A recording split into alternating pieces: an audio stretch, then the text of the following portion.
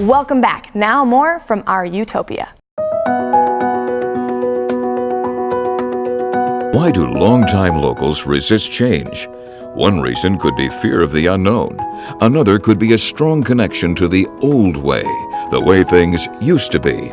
And as David Conine points out, something he has learned from his 30 years working in these rural Utah communities is that many locals are nostalgic for a time that never existed.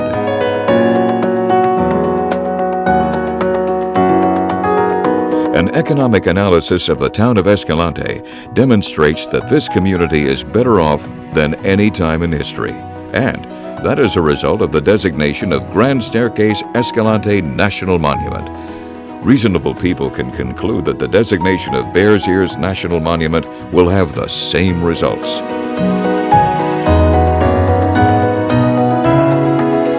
I would say to the folks in Blanding and Bluff that seem concerned that somehow this monument designation is going to have a deleterious effect on their lifestyle, that actually it's really an expansive opportunity. It opens up almost limitless entrepreneurial opportunities.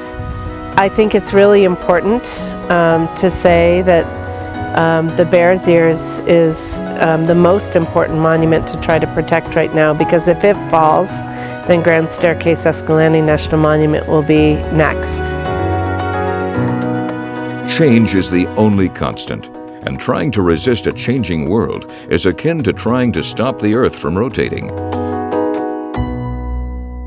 So these monuments are a golden opportunity for us to help people who really need to have a perfect night sky over their heads and an amazing grounding landscape under their feet.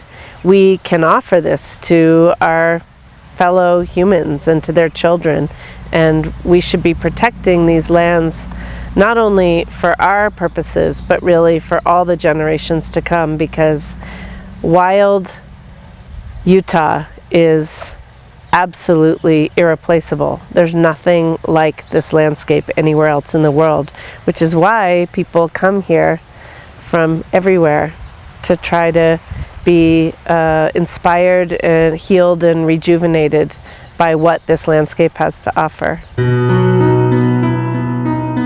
The preservation of pristine landscapes that people can enjoy is a much more important goal than an increase in income.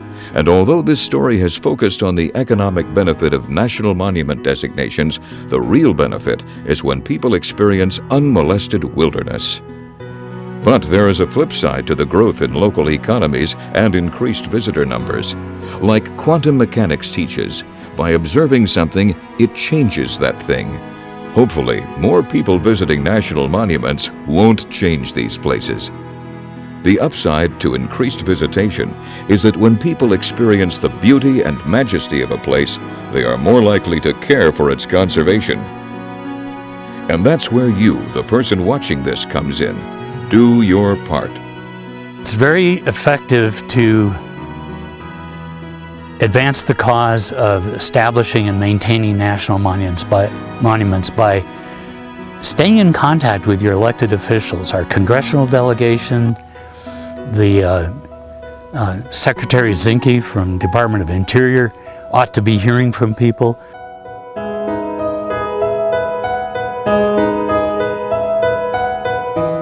One of the biggest lies that is spread by opponents of these national monuments is that the federal government is taking lands. All the lands designated under Grand Staircase-Escalante and Bears Ears were always federal lands. These are lands that went unclaimed, so the federal government stepped into the management role of land that was not wanted.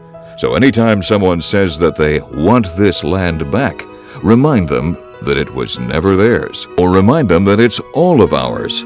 Every American citizen owns this landscape. It's not the federal government that owns this land. It is the American people, and the people are fighting back at those who want to destroy it. And while it's all Americans who own these special lands, it's the people who live here that are in many ways the biggest beneficiaries, due to the ease of access and the economic benefits of preserving this beautiful utopia.